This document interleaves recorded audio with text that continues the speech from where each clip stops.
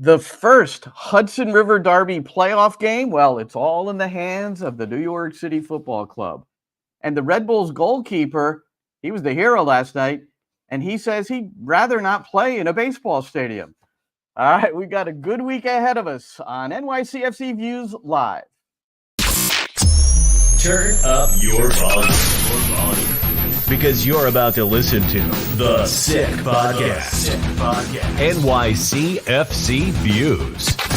Collins approaches the shot, and New York City wins the first MLS Cup on their first try, and they're going crazy. Tiene tiro y gol!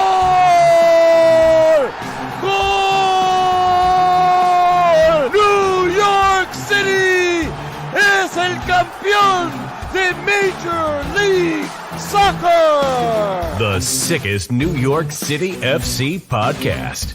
It's gonna be sick. Yeah, and some of these have more enthusiasm than others. And this one, Roberto Abramowitz there, I'm Glenn Crooks. And what a week it will be leading into this most anticipated game. You know, it's going to be right up there in club history. Roberto, first of all, hello. How are you today?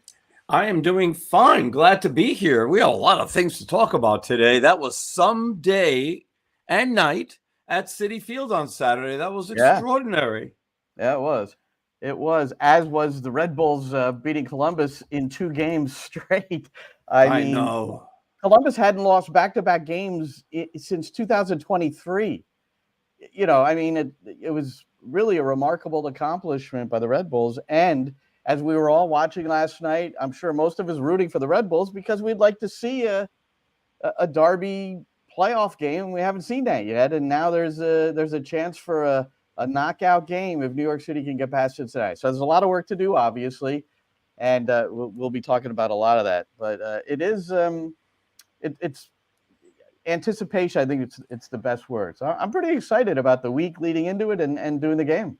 Oh, this is absolute fun. I'm absolutely looking forward to this. And if New York City can pull off what would be an upset, then I mean, we're going to have an extraordinary 2 weeks as a lead up to New York City versus the Red Bulls, because it is 2 weeks, because it's the game would be either the 23rd or the 24th, hopefully the 23rd, so it doesn't interfere with actually they just don't play that week, so yeah, it doesn't matter. I don't care. 23rd, 24th, doesn't matter. Jets are off. Don't put in your personal plea. My work schedule matters.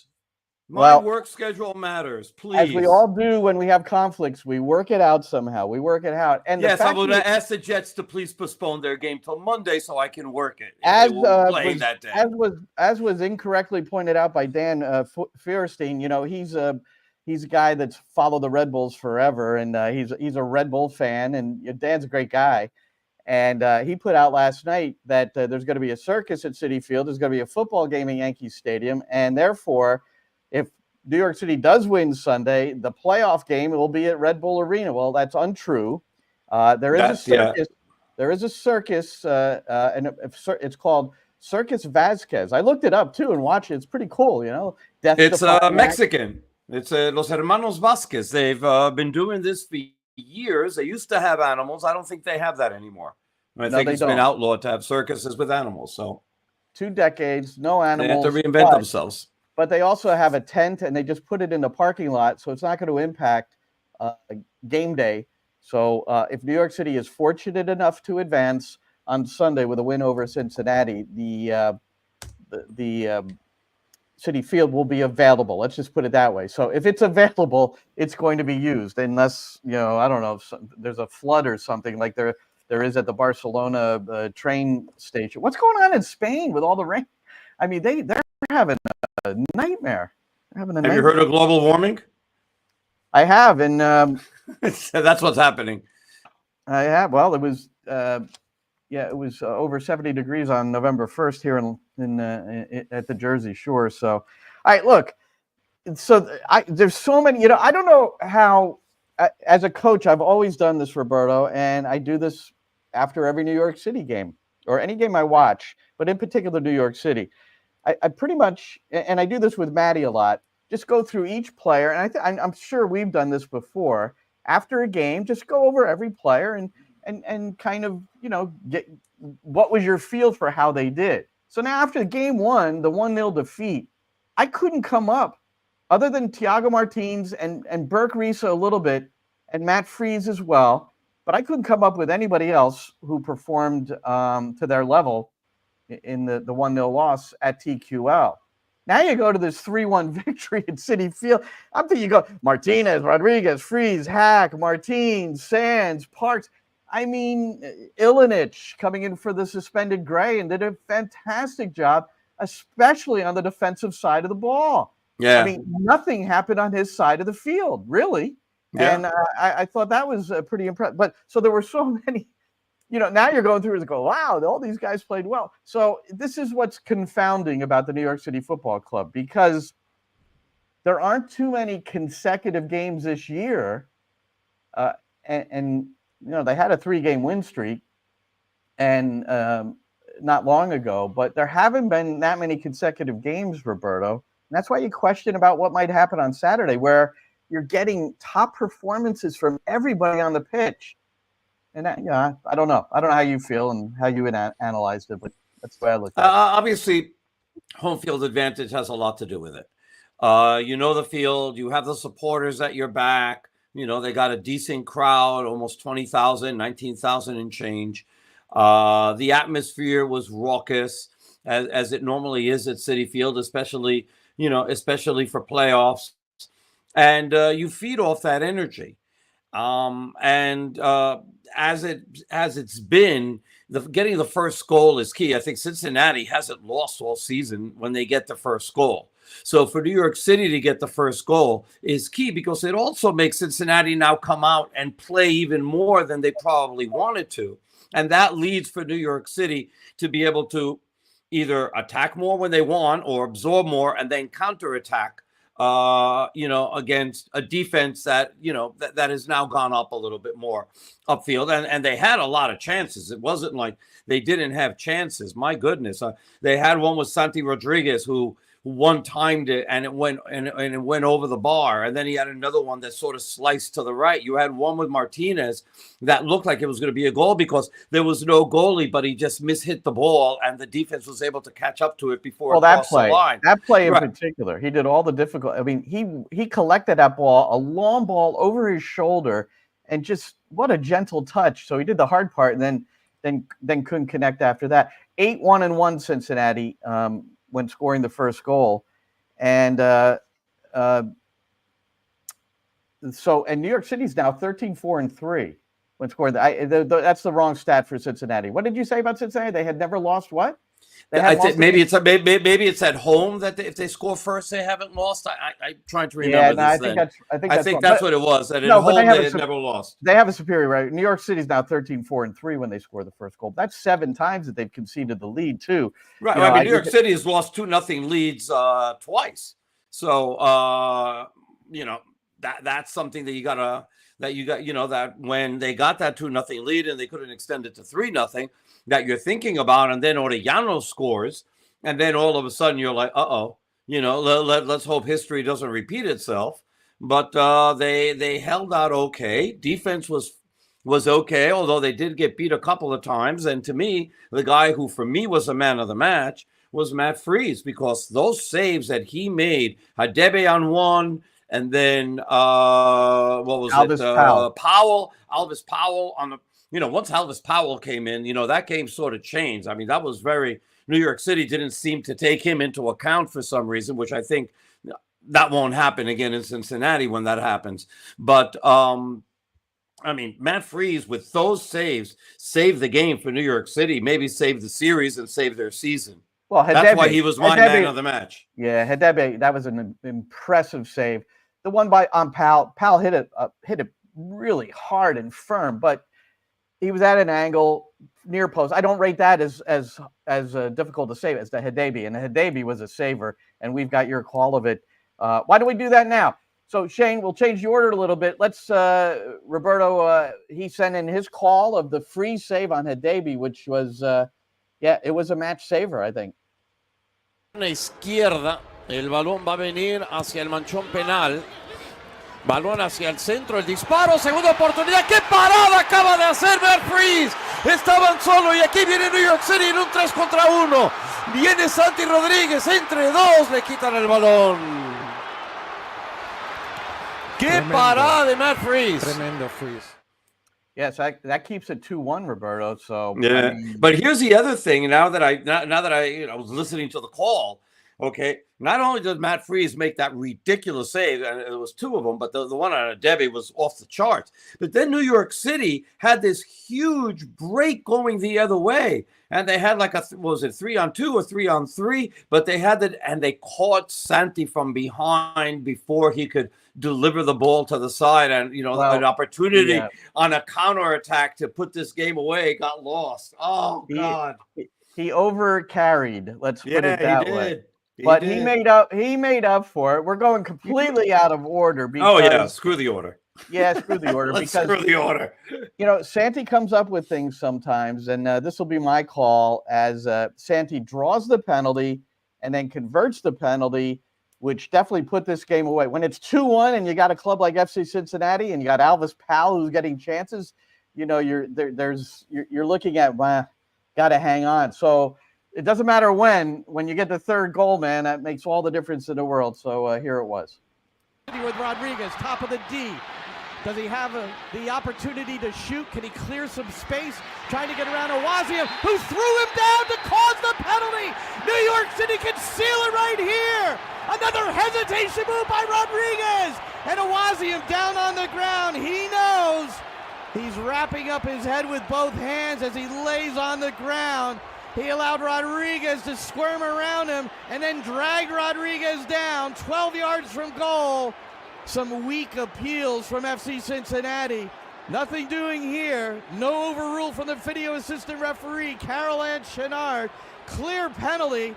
And Santi Rodriguez. You would expect Rodriguez to step up and take it for New York City. 4 for 4 in the regular season for Santi Rodriguez from the spot. Rodriguez, 12 goals in the regular year. There's the whistle. The right footer approaches, shoots, and he scores. Santi Rodriguez puts it down the middle. Santi Rodriguez as Celentano dove to his right.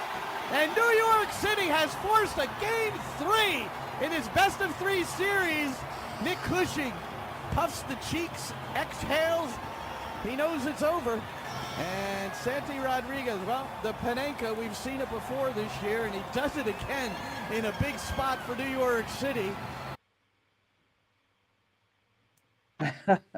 You gotta love the Panenka, man. And he, we always say that's a ballsy move, man. And yes, it is. Up with a couple of them, and especially in a moment like that. I mean, you gotta seal it. You gotta finish it off there, and he did. And Celentano, I don't know if you noticed, he shaded a little to his left post to almost try to dare him from to drive the ball to the right of Celentano, and that's the way he dove. He thought that's what Rodriguez was going to do, and he didn't. And there you go.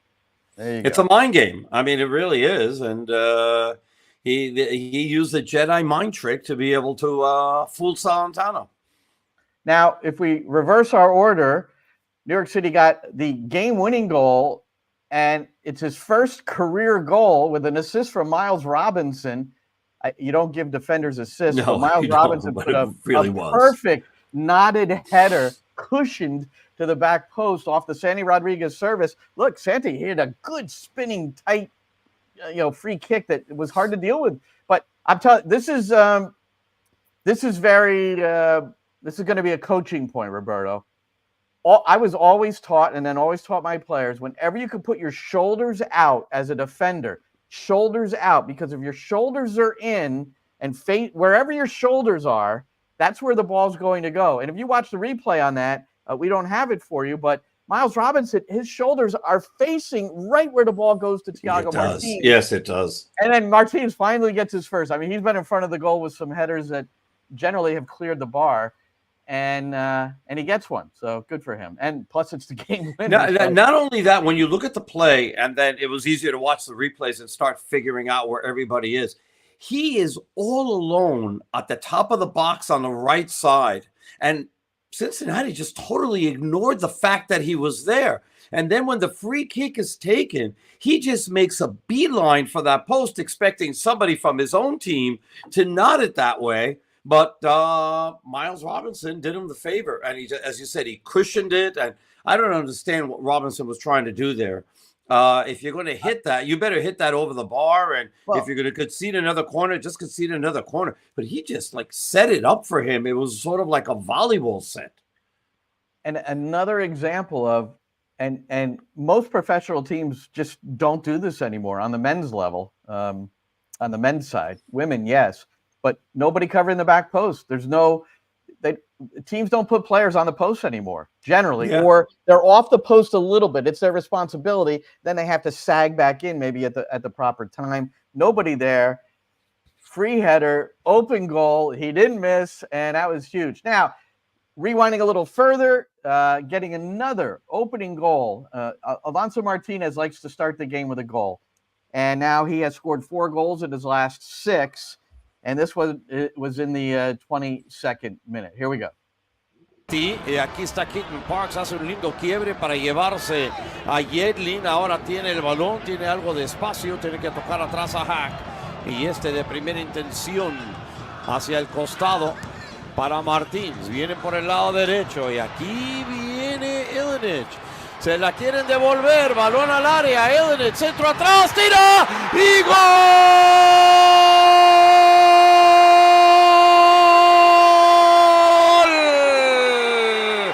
de New York City. Alonso Martínez, gol 17 de la temporada, primero en postemporada. 1-0 New York City. Y fue una jugada de billar, probando ángulos casi imposibles a la velocidad que lo estaban haciendo. Ilinic muy bien centrando hacia atrás, Martínez entrando libre o casi libre por el centro del área. No tuvo problemas para rematar fuerte y vencer a Celentano. 1-0 gana New York City y por ahora la serie está igualada. New York City with Ilinic to Morales, back to Ilinic, cutback, first time shot and a goal! New York City FC, and it's Alonso Martinez. He looks to the AR to the far side of the field, the flag stays down. New York City had a runner in an offside position, but it was not Micha Ilinic who gets the assist, and New York City opens the scoring at Citi Field. It's New York City 1. At FC Cincinnati, nothing. New York City during the regular year, 12 wins, 4 losses, 3 draws when they score the first goal. Micha Ilinic with his first playoff assist. Alonso Martinez with his first playoff goal. So a couple of things there. As when you watch the replay and you do the stop just as Martinez is sending the ball back to the right side, and it was Alonso Martinez who sends it back to Ilinic in the give and go. Morales, who I thought was offside, just like you called it, and I thought he was offside. When you see the replay, he's onside actually. And then the ball went to Ilinic, who was onside, of course, and then he sends it back to Martinez, who scores. But when I looked at Morales and I looked at the play, I had the exact same thought. I was like, oh my God, he's offside. And then I saw that the ball just went through to Ilinic, and then he drove it right back, and then nobody followed Martinez. What I was saying, because Matty had it exact, but I thought Maxey was in an offside position. This is after the first replay, and I didn't get. Sometimes as the play-by-play guy, you don't get to see the replays quite as readily as your analyst. But if he were in an offside position, I wonder if that goal would have been pulled back, because he gives a bump to Hadebe. I don't know if he kind of bumped. So if he's in an offside position and he obstructs Hadebe from tracking down Micha Ilinic, I don't think it would have mattered. As long as he's not, he's not in the face of goal and he's not making the goalie contemplate him. No, I don't think they would have said anything. I think it would have stood. But he interfered with Hadebe. I mean, he did.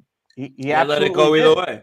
Yeah, they let it go either way. But he was onside anyway, so. And they're both basically trying to go for the ball. Yeah, then he decides to let it through because he sees that Ilinic is in a better position. I don't think any way it would have been overruled by Carol Ann Chenard. I don't think she would have called the referee over to the monitor. But when I was watching, I was like, oh no, I wonder if they interpret this as he obstructed. So in reverse order, there you have it. And Orejano, as Roberto said earlier, hit a friggin' dynamite shot from the top of the area. And he had 6 of his 11 goals, 10 in MLS regular, and now 1 in the playoffs, have come from the outside. I mean, this is one thing New York City knows. He can shoot with his right foot, but not from the outside. If you're going to do anything, and the defenders on the left side of the field need to force him to his right. That's it. That's it. If he's going to beat you, let him beat you with his right peg, because it's not even close to what he does with his left. So just beware. Yeah, but those guys between him and Acosta, they earn every dime that they make, because you can, we know that New York City knows who they are and tries to stop them, and they have everything in place and all these tactics and how they're going to do it, and then it's just a matter of trying to execute it, and you just can't execute it. Well, I mean, because these guys they're as good as they are for a bloody reason. Acosta's an MVP last year for a bloody reason, because you can scheme all you want against them, and he's still going to find ways to beat you. It's technical and small group defending. New York City, at one point, and this was in Cincinnati, and I don't remember the 2 players. I think one was Kevin O'Toole, but there were 2 players in position. Maybe it was Sands and O'Toole, and he just cut it back against the grain to his left, and the first defender overplayed him. Don't overplay him at all. Force him to his right, cover defender. It's just you position just like this. Pressure, force him to his right, cover is right there, and don't let him come back. If he squeezes past you with some fantastic move, you're right, Roberto. I'm talking about just standard pressure, cover. Don't let this dude get on his left peg. You know what's really amusing? MLS goal of the year from 79 yards. Which is fantastic. And it wasn't with his right. And you know what's really amusing? New York City in the past month has been able to fully take Lionel Messi out of a game. Okay? He was a non-factor aside from a free kick. He was an absolute non-factor. They kept on handing him off, and he could never shoot. He could never do much more than just try to pass the pass. Roberto, I know he got an assist. He assisted on the goal that was 1. It was 1-1, and he assisted on their goal. Yeah, I know, but they took him out of the game. They haven't been able to. They did, but you can't say he didn't do anything because he assisted on the goal. Anyway, you know what I mean. I do know what you mean, and it was a wonderful assist, to be quite honest with you. He drew Sands, squeezed him. It was really nice. It was really nice. But anyway. Absolutely. So here's my thought going forward, okay? Now it's tied, 1 game apiece, and it's for all the marbles. And I think New York City has to sort of change their tactics a little bit in Cincinnati. And this is my thought process, and you tell me I've got a plan. And you tell me, especially as a coach, what you think. They need to change. I look at this as if it was Vegas. Okay? You're playing with house money. You're not expected almost to be here. Okay? Just freaking go for it. I want to see an aggressive tactic going into this game. Not sitting back and speculating and trying. Go for it. Make Cincinnati freaking suffer defensively. Just go for the game. However you've got to put that tactic together, and what the players that you've got to put on the field, make it the most aggressive, offensive team that you can put out there, and go for it. Make Cincinnati freaking sit back and worry about what you're going to do on offense. Go for it. Maybe even do it here's what I've got. And it's very similar. I think they should press the Cincinnati chili out of them. Just completely. Because first of all, you have the players that can do it. And Alonso Martinez and Hannes Wolf. And if you start Santi Rodriguez on the left with Maxi Morales starting the game, it's possible that Maxey will not be able to go 90 again. Right. But what I do not want to see, if Maxey can't, let's just say if Maxey can't go, I don't want to see Pereira in the midfield and Santi out left. No. Santi's your 10, put him in the middle, and start Ojeda or whoever you've got to start on the left that's got pace. You get Hannes Wolf, you're going to start him. 1 goal contribution in his last 17. If you're going to start him, start him. But then you got Julian Fernandez on the bench. You've got legs, and you've got Bakrar who can run for Alonso Martinez when he runs out of gas. Right, So because Bakrar, by the way, with all the criticism that he's got for not scoring goals, what he does do, and he does do very, very well, is that he puts a load of pressure on anybody who's got the ball defensively for the opposite team. Yeah, and he showed that coming in his reserve role for Martinez. He did very well. So here's why you can't just say do it. I think there have to be reasons why. And I completely disregard house money. That's not it. They don't care about house. They're thinking we got to get to the next round. We're winning an MLS Cup. That's what they're thinking. They're not thinking house. They're not thinking house money. Here's why you do it, in my estimation. So how many times have we seen Cincinnati play? Like 100 this year. So there is no one on Cincinnati, with the exception of Alvis Powell, who can outrun Thiago Martins. Meaning, if you press high and almost press in a Red Bull manner. You know why Red Bull beat Columbus in that first game at Columbus is they pressed high, man to man. They were like Andres Reyes, who I'm not particularly fond of as a center back. If New York City does get to the next round, that's got to be a target area. But they're pressing forward with numbers. It's risky. But Thiago Martins can run down any player. And the only times he's been beaten by Cincinnati over the top is when he's turned off for a moment. It hasn't been because of pace. It's because they've turned off at the back. So between him and Hack, I say, because I'm sure Hack's going to get the start again. No reason to take him out after that game. But I love I took down the quote. We don't have it to show you or listen to, but I did took down the quote from the post-game story written by our Chris Sakonis, who publishes a post-game report after every game on my website, and it's at Glenn Crooks. And let me get to it. And here's what Nick said about Hack after the game. Because Hack comes in for Risa, which I think maybe we were a little surprised by that. I thought Risa was pretty decent in Cincinnati, so I didn't think that was going to happen. But I probably, for the same reason that I did it in the Red Bull game, meaning Hack started against the Red Bulls at Red Bull Arena, road game. We're in Queens, right in front of our people. I said pregame, we need all of our people. Justin Hack is a boy from Brooklyn. We put him on the field in a playoff game where it's do or die. He's in his city, fighting for his people. I thought he was excellent tonight. I thought that was the best post-game comment I've heard from Nick Cushing since he's been the coach for New York City FC, because it was from the heart, and I trust him. I believe him. He just, Hack's the man to play here.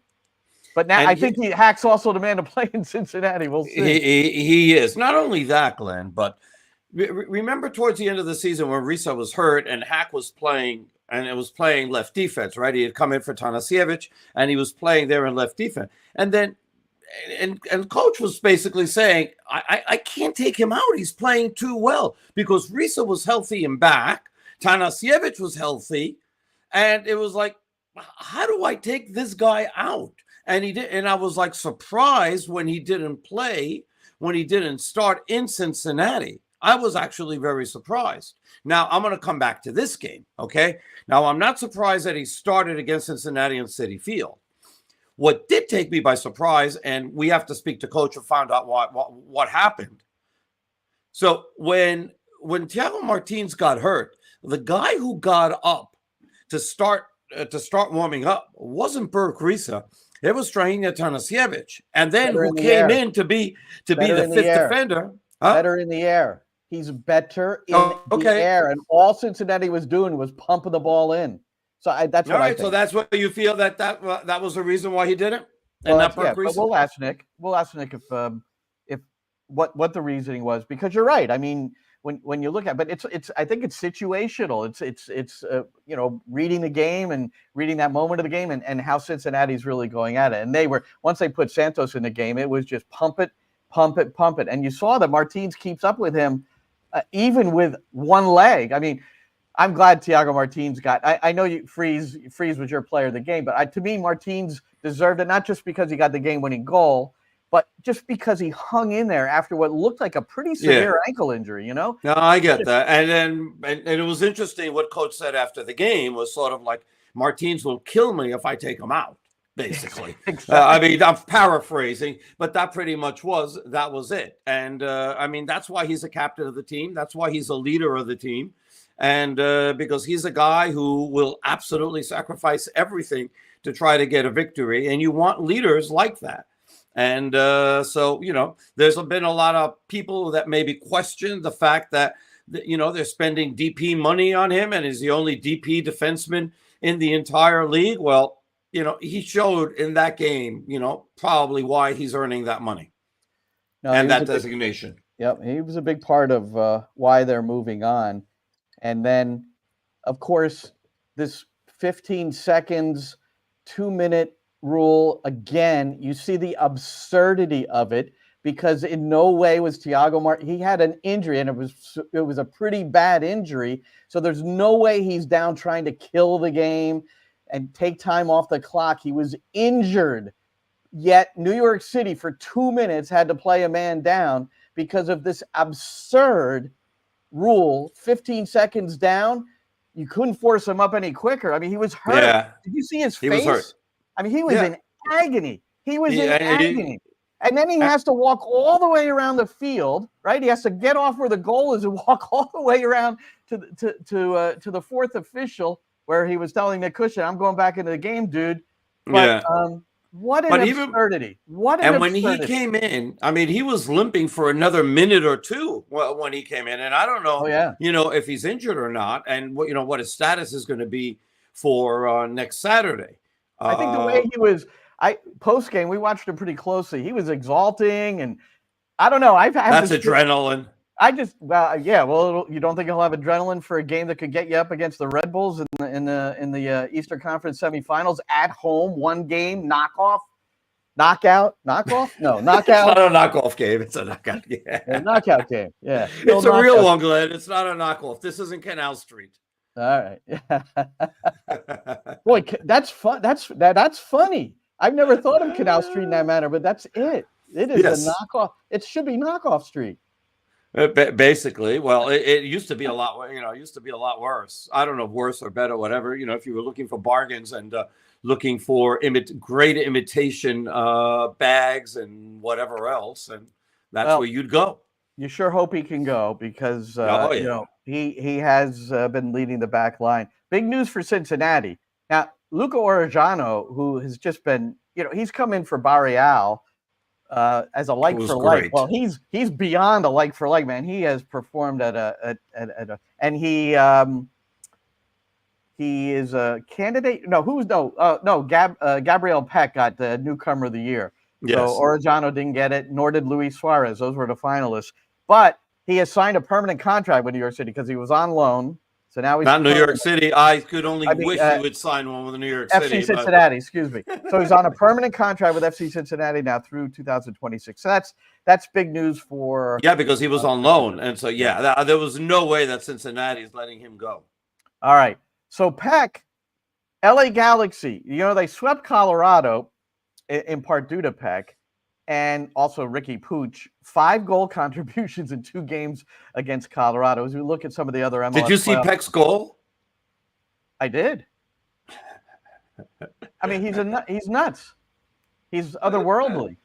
Anyway. Yeah, I mean, it's Stefan just goes out to clear the ball, whacks him, and nice billiard shot in the corner pocket. Yeah, well, that's what you do when you kind of are sneaky in the game. It's beyond clever. Ricky Pooch had this for the commissioner of Major League Soccer. This is a screenshot here that Shane will put up for us. insane. 22 days for the next playoff game. Come on, MLS. Well, they should have lost against Colorado and then won it at home. And then they would have had 22 minus 9, 13 days. So they'll try to schedule some sort of friendly. I don't know which teams are eliminated in that part of the country. I guess now Portland's out. No, that's not close enough. Anyway, they'll figure something out and at least play some sort of a friendly in there, I'm sure. 16 games in the MLS Cup playoffs, Roberto. 6 have been decided on penalties, including this one last night. Columbus, first of all, 16-1-3 when they score the first goal going into that game last night. Well, they scored the first goal. And then Red Bull New York on Dante Van Zer. Well, he's had an unusual year, but he did score a goal. He went 20 games without scoring a goal at one point. And then had a little issue with some racist remarks also. And, so he's had an interesting year. But he gets it 1-1, and then in penalties,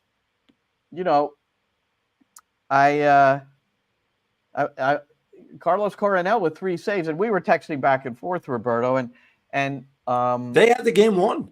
Cincinnati, Columbus had the game won. They had make one more shot, and they were done. They were in, and they missed it, and actually they wound up missing 3 in a row, and just horrific penalty shots. Well, they were all saved though. Chaburko, Arfson, and Matan all saved by Carlos Coronel, so he's deemed a hero. I will say this. And, they took a shot of the water bottle that had all the information on there, the tendencies of the shooter, which I think most goalkeepers do.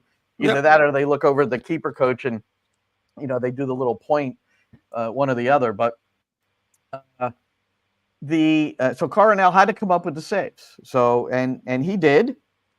And that was it. And Red Bulls, in 2 games, they sweep Columbus, the defending MLS Cup champion. So a bit of a shocker, but to get the home game in game 2 after winning on the road, it's you set yourself up really nicely. I think Coronel, he was more the hero in the first game when he had 8 saves, because again, these penalty saves were, I don't want to call it PK or I might get fired like Bob Bradley did when he was at Swansea and called it a PK instead of a penalty. But for that you worry? Fine. Yeah. And so Coronel, though, was in the scrum after the game, and somebody asked him the question, all right, well, you get to play New York City or FC Cincinnati. Who would you rather play? And here was his response. I don't have preference, but I don't know, maybe against Cincy, because Cincy has a soccer stadium, not like a football stadium. Then maybe it's better for to play soccer and so on. And I think that is good, because always you go to play against New York City, and the field is not great, and the stage is not for soccer. And then I don't prefer, but I don't know what happened, but maybe Cincy got. I love it. So I love it. It's in everybody's head. Citi Field, Yankee Stadium. It's in everybody's head. I love it. 110 by 70. When they do the new stadium, make the field crooked, make it 110 by 70, and just screw with everybody. Just screw with them. I love it. We're New Yorkers, damn it. This is what we do. Oh, you don't like it? You don't like the way our field is? Too freaking bad. We're going to build a soccer stadium, and we're going to make the field crooked and smaller just to screw you, because this is what we freaking do. That's my message to Brad Sims. Make it crooked and 110 by 70. Apple TV will be happy too. I don't care. I don't care. But Citi Field, New York City now, just 1 loss in 7 games this year at Citi Field. Yeah, so there you go. And 6 in the regular year, and now this one playoff victory against FC Cincinnati. And the atmosphere is really good. I mean, yeah. 20, the 19,000 and change, sounds bigger there than it does at Yankee Stadium. We both talked to enough supporters. They like the atmosphere a lot better at Citi Field than Yankee Stadium. Because it's actually the way it's built, and I know they're both baseball fields, but the way it's built, it's just the fans are closer and more on top than they are. Yankee Stadium is wider in ways that that they build it. But it just seems like everybody's absolutely closer and on top, and and you just feel a little more on top of it. Yeah, we had Brad Sims on together, and I know you asked him at one point, is there a plan to try to get more games at Citi Field than Yankee Stadium? What was his response? I can't quite remember. It just had to do with the baseball schedule, or it was. They couldn't really, because it really depended more on the baseball schedule. Because I thought that they would be migrating, more as they get closer to opening the stadium in 2027. Right? Do they have a desire? Did he say that? I can't remember. I don't remember exactly. Right. I mean, it was pretty much they were that they were going to be playing more games at Yankee Stadium than Citi Field. All right. Let's see. What else happened? Oh, New York City and the Red Bulls have a bit of commonality here. The Red Bulls are only the second MLS team since 2005 to eliminate a team in the postseason that recorded at least 19 more points than them during the regular season. The other team, New York City FC, beating New England. New England, yeah. So are the Red Bulls now the MLS Cup favorites? Because no, they didn't beat Inter Miami. They did not beat Inter Miami. They did beat the champions, but they didn't beat Inter Miami. No, I'm saying because I New York City beat New England. I know that, but New York City beat the Supporters Shield, beat the winners of the Supporters Shield. New York and the Red Bulls didn't. All right, they just beat somebody who was much further ahead of them in the standings. That's the point. That's actually the 19 points. If you go back to my original thought on that, yes, thank you. Houston won, Seattle won. Hector Herrera. God. What the hell's wrong with this guy? That was awful. That was awful. So he got a red card. First of all, you got Carrasquilla, who got red card in the previous game. Bad. Red card and both at the 66th minute, which was pretty interesting. Armando Villarreal was the referee. He called a yellow card violation against Herrera, which was correct. It was a bad foul. And then Herrera and then Villarreal had his back to Herrera, and Herrera turned and spit at his feet. I think we've gone over this before, and I've talked to Matty about it before because he's played 650 pro games. Spitting is like worse than a 2-footed tackle with your cleats up. Spitting is it's terrible. It's the most disrespectful thing that you can do. You can insult somebody's mother. You can give them the middle finger salute. All of that, but spitting at somebody is just grotesque. It's just awful. And I hope, and I'm sure that MLS is going to fine him and give and suspend him for several games. He deserves to be suspended at least 4 or 5 games for that. He goes, you gotta tell everybody else in the league this is just not acceptable. Now, if it's against an opponent, same thing, but against the referee, I think it's even more egregious. It just is. The referees are suffering. Look, we talk about the referees a lot, and not always in the best light based on, maybe how they manage a game or how they make a call. But that's our job, right? That's our job to analyze, and sometimes when you analyze, you've got to criticize. That's part of our job. And coaches get angry at referees as well. Why it escalated, I don't know. But now Houston has to go to Seattle and no, they don't. No, they were swept. Excuse me. Seattle. They're done. Seattle swept on penalties. You're right. That was penalties, and Minnesota swept on penalties as well. But here's the thing. Okay, so he is arguably Houston's most important player. And he gets himself thrown out of the game at that point and minimizes his team's chances of being able to win. And not only that, not only is he thrown out, but let's say Houston had won, okay, he can't play the next game because that was a straight red. That wasn't a second yellow. That was a straight red. Well, even if it was, doesn't matter, right? Even if it's a second yellow, he still can't play. No, you're right. And the game ended 1-1. I mean, Houston, without him, obviously it was, a pretty good last half hour to come out of it with a chance to win in PKs. But exactly. Right. So, but he wouldn't have been able to play the third game in Seattle. So he screwed his team, screwed his teammates, screwed the fans, and he deserves to have an exemplary punishment by the league. And if Vancouver, not, I mean, Ben Olsen can give him one too. well, Ben Olsen went bananas after he was red carded. I don't know if he saw it clearly, but Ben, that was an inappropriate response from him too. I didn't don't see know. what he said. And well, not what he said, just his gesture. He was really angry. Now, I don't know if it was because maybe something else happened in the game, and maybe that one should have been a red card. But they have those iPads, you know, they stare at those. They can go right back at it. You know that they saw this. I don't know what Ben Olsen could have said. If he was objecting to that particular moment, I don't know what he could have said. He played the game for so long, and he knows about spitting as well. Anyway, Vancouver beat LAFC to force a third game 3-0. And they were pretty good in that. I don't know what the crowd was, but it looked really good in there. Let me see if I could find what the crowd was. Well, they're doing really well. So Vancouver has won 3 MLS postseason games, and they've scored at least 3 goals in all of them, including 2 in this year's. Remember, they went to Portland for a game they were supposed to host because of a motocross, and they beat Portland 5-0. Then they lose the opener at LAFC, and then they come back to BC Place, win 3-0.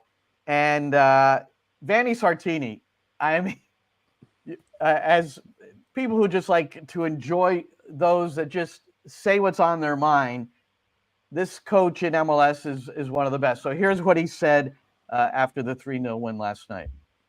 So I know that we will play a good game. We will play a good game in LA. We will. Like then, if we win, I don't know, but we will play a good game and we will honor this playoff run. We already beat Portland. We won.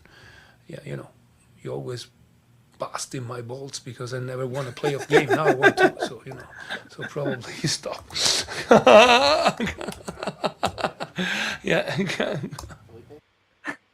We need more of him. We need more people like him. I'm desperately trying to get him on my show on Sirius because I think we'll just have a fun hour, you know. But I'm gonna have to wait till after the season now. But I got to get him on because you know, and he's a quality coach. I mean, there are a lot of coaches, young coaches, not only in MLS but they're working in USL, MLS Next Pro academies that have taken the U.S. Soccer A license. He's an instructor. Or was. I think I don't think he's got the time now, but before he's been an instructor for U.S. Soccer in the highest level of coaching licenses. So, you know, he's a guy. He's a guy that's, you know, he's pretty well regarded. So, you know, he preaches what he teaches. You've been busting my balls to get a couple of wins, so there they are. And then. An earlier third game we have to remind people that if somehow Vancouver winds up hosting MLS Cup, and I think the only team that could play is Atlanta at this point, obviously, maybe Red Bulls, I don't know. I'd have to look at the standings, but let's just say that they have a huge issue because MLS Cup is set for December 7th, and the stadium is being used, I think, like the 6th, 7th, and 8th for some woman named Taylor Swift. Yeah. Yep. Did you see They're not moving her. That is funny. So motocross, Taylor Swift. I think I don't know who put out a post on social media. It was the Vancouver logo, and it had a little motorcycle on top of it. I mean, that is classic. And how about one before we go to kicking it around? An earlier third game was forced when Atlanta beat Miami 2-1 at Mercedes-Benz. Yes. Nearly 70,000 at Mercedes-Benz, so good atmosphere. So now they got the 70,000, right, or 68,000 that they were there because, I mean, their 42,000 crowds that they've been having for the past 2 months were really like 20,000 no-shows in every single game because they were frustrated at the way the team is playing. Now they've taken Inter Miami to the brink. And they played well in Fort Lauderdale. They didn't play poorly in Fort Lauderdale. Yeah. They obviously came back and won at the last minute and sent that place into a frenzy. Can you imagine? So what does Johnny Infantino do now if Atlanta beats Well, Inter Miami, now that I he's know. included them in I the know. FIFA World Club Cup or whatever the hell that is, because I they set won the that up for Supporters you. Shield. Well, I set that up in our last show. Remember? Yes.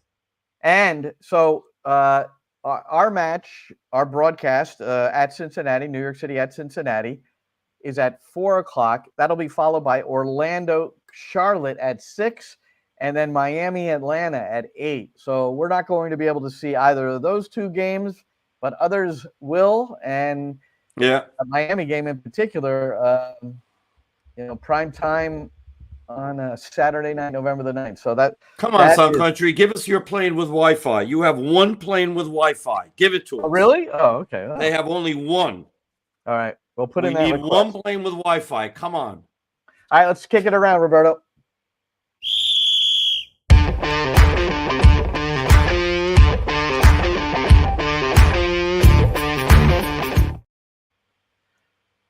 So a couple of notes from two other leagues. First, Serie A, Tati Castellanos played the full match as Lazio defeated Cagliari 2-1. Castellanos, 8 shots, 1 on target. Now, he's had a few of those while he was a member of New York City FC. Yes, he did. But in 19 games, he's got 5 goals, 1 assist. Lazio is in position right now for Europa League, and they're just behind for Champions League. So Tati Castellanos, if Lazio can maintain in Serie A and keep moving forward, Glenn, they have a chance. I need to take a quick break. I will be back in 1 minute. I need to take a quick break. All right. Well, meanwhile, you can filibuster. Well, you say hello to whoever you're going to meet there for that moment. And so that's Castellanos. Now, another former New York City player had congratulations. Well, he's not a former New York City player. He is on loan to Corinthians, and that's Tylus Magno. So Magno on his Instagram, and this was shared by on social media, he's got 2 goals and 1 assist in 8 games. And Shane, if you could put up the Magno, there he is. Blue Balls, NYCFC, sharing it with us. That's Magno's Instagram account. And so he's happy for his club, and he's doing well for Corinthians when he's having the opportunity to play. So that's Tylus Magno. Now, a former New York City player who's in Denmark, and now he has signed a permanent deal with Aalborg, and that's Andres Jason. So just giving you an update on Andres Jason. He's played in 13 games, and he's got 1 goal and 2 assists. So that's a bit of a former, and those Magno and Jason are players that started with New York City at the beginning of the year, and then in the summer window they left with Magno Corinthians and Jason with Aalborg, and all the best to those guys as they continue their seasons. Now there's a guy, Anthony Robinson, who is a lock at left back, I would think, in Mauricio Pochettino's mind with the U.S. men's national team. Well, Fulham played today in the Premier League against Brentford. Brentford was up 1-0. Fulham scores 2 stoppage time goals, 90+2 and 90+7. And it was Robinson with an assist on the game winner, and he was the FOP man of the match, Anthony Robinson. So congrats to him, and good things for the U.S. men's national team as we really track the players who are outside of MLS to see if they're getting playing time, because Pochettino, one of the things that he has said in relation to the players who are with clubs that are maybe in these top 5 leagues but not playing, that's not going to be a good thing for them. Now, we do know that I suppose the number 1 keeper right now for the U.S. men is Matt Turner, and Turner's playing cup games for Nottingham Forest, but he's not playing in their regular games. So he's not for Nottingham Forest anymore. Crystal Palace now. No, for Crystal Palace. Excuse me, for Crystal Palace. So he played and got a result in a cup game recently. So good. Yeah. But Jedi, by the way, he's just phenomenal. I just love the way he plays. And in Fulham, he's got the perfect support system. And I love the way that they used him, and he's able to go forward all the time. And that the assist that he provides for the winning goal is just absolutely fabulous. And to me, the way he's playing, I would say he's probably the second best player on the U.S. national team right now, behind Christian Pulisic. All right, I'm doing a quick rundown of players, and I'm not going to argue that. And I think that's there's something to be said for what he does on both sides of the ball. And that's the way it's got to be, because I think we know Pochettino is going to play an assertive style of soccer, and that means the fullbacks need to get in, and whoever's going to play on that right side, they better be effective on the attacking side of the ball, and if they're not going to play. And you know what I'm happy about as well? I love what's happened with Weston McKennie. I know we weren't set up to talk about what's going on in things in happen. Some of these guys, but Weston McKennie has just been so good after basically being told, yeah, you're not in my plans. We're going to try to trade you. Ask your agent to go find you another team. And here he is, stubborn as always, going, yeah, nah, I'm going to stick it out and I'm going to earn my place back. And he did. And he's playing great. And he's been such an important player for Juve. And you just love the mentality. It's sort of like, yeah, I'm not giving up. Yeah, you might have given up on me. I'm going to prove to you that you made a mistake. And there he is, second year in a row, won himself back a starting position. And he's not an always starter, but if he isn't starting, first guy off the bench sort of thing. So, and playing great ball. No, and that's a sort of mentality, attitude. He's always given the appearance of a happy-go-lucky guy. You hear about him off the field, same thing. And I'm impressed, and this always impresses me, is that he gave a post-match interview in Italian. Okay, so that's and that help to me. That would speak volumes if I were a supporter, if I'm a teammate that speaks Italian. Whatever it might be, that you're really making a conscious effort to be part of the community. And absolutely. So when am I bringing you on to the Spanish broadcast and you waxing poetic in Castilian? Yeah. Well, I do care about your community, but I care about fishing and golfing and. Wow. No, who didn't expect it to take that turn. No, I'm trying to remember who was somebody has done Duolingo for like 1,300 and some odd consecutive days and is pretty fluent in Spanish now. It's a player. Darn it. I can't remember. I remember reading it and going like, well, there's still hope for me, except I don't know if I'm going to live. Is it Thompson for San Jose?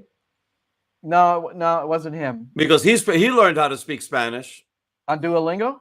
I don't know if it was Duolingo, but he learned how to speak Spanish as an adult, and he speaks it very well.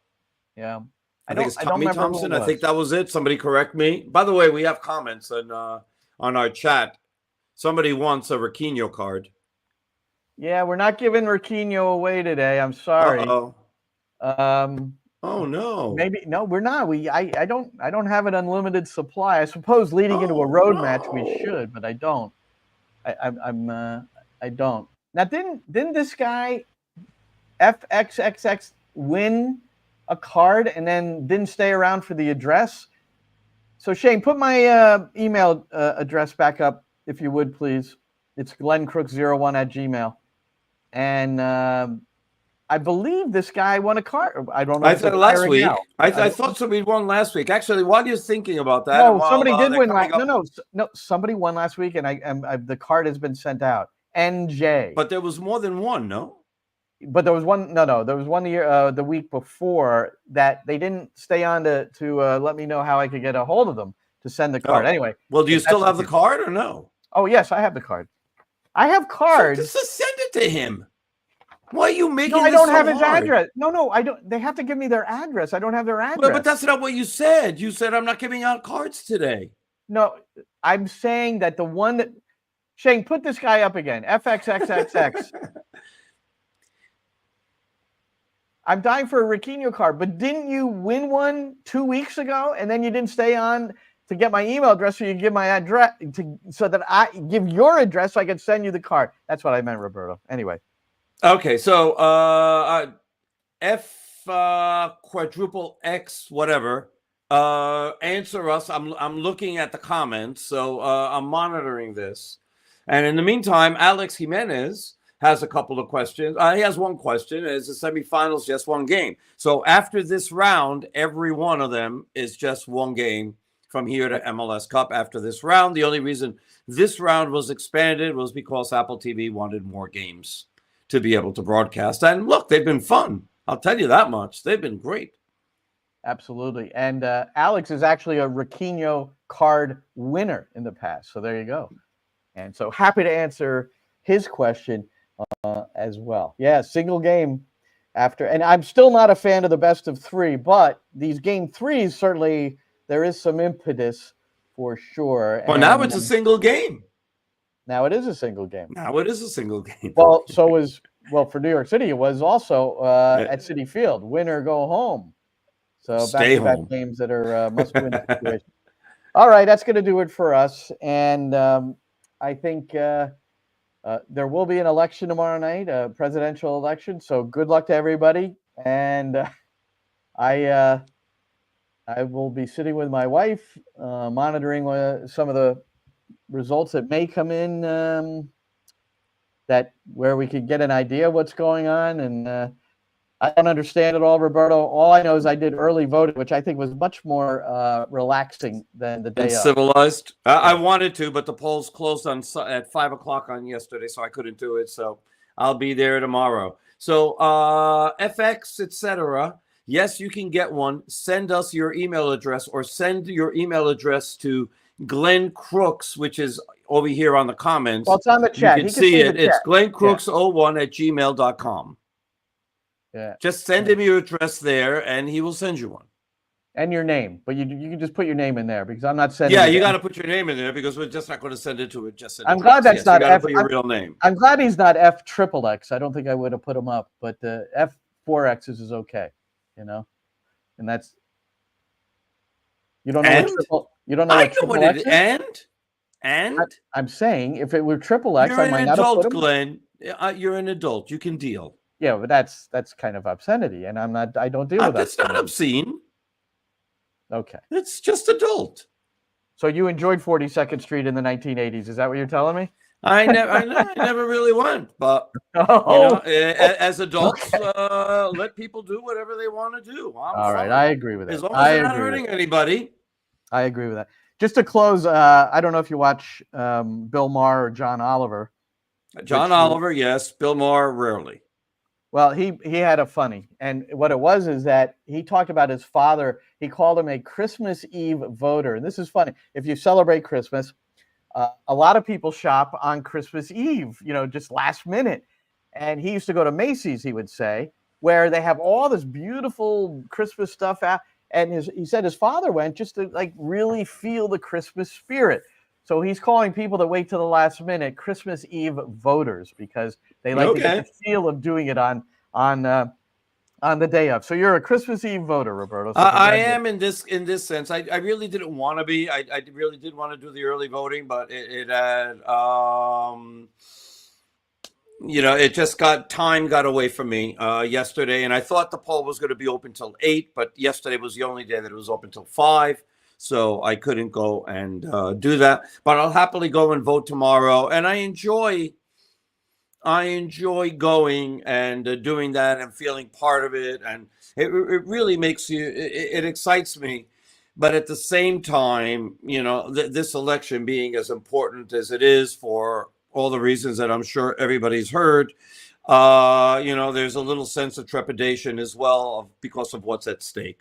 And for everybody who does vote and who is online after the polls supposedly close, so in New York it's 9 o'clock, New Jersey it's 8 o'clock. If you're online, it doesn't matter what time it is, they will have to let you vote.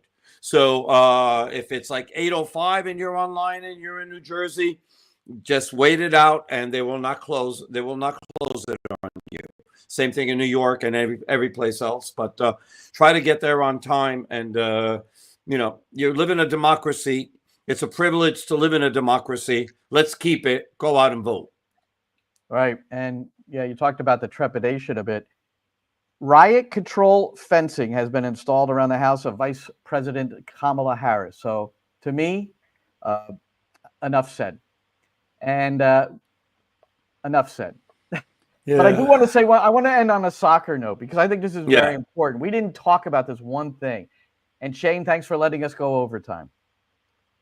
New York City has been shut out 8 out of 18 road games this year, including a playoff game at TQL. Their last 2 road games, they've been shut out at Montreal on Decision Day, at TQL. We both expressed our desire for New York City to press high, win the ball closer to their goal, get a lot of chances because they had their fewest shot attempts against Cincinnati at TQL in the opening game of the playoffs. Their fewest shot attempts of the season. That obviously can't happen again. But their talisman, Roberto, Alonso Martinez, 12 of his 17 goals in MLS, home. Sandy Rodriguez, 11 of 13 Sandy Rodriguez goals at home. These boys need to produce on the road. Sort it out, figure it out. To the coaching team, set it up for them for success. And if they don't execute, it's on them. But let's go, man. Let's go. And if it isn't them, hopefully it's somebody else on New York City that steps up and can bathe themselves in glory. That's right. Could somebody be scoring their first goal in club history? Who would it be? Who needs to get their first goal in club history? Who would that be? Mihajlovic. Although he has one in Leagues Cup, but not in MLS. All right. No, but how about in history? So if Burke Risa plays, it would be Burke. Yeah. That's about it then, right? I mean, everybody else, I think, is scored. Yeah, everybody else has a goal. All right. Well, we can't have that sort of excitement then. But anyway, Roberto, can't wait. We're going to be on one more time. So we're talking about all this. We're going to be on one more time before the game on Saturday. So Thursday night, we're going to return at 6:00 Eastern.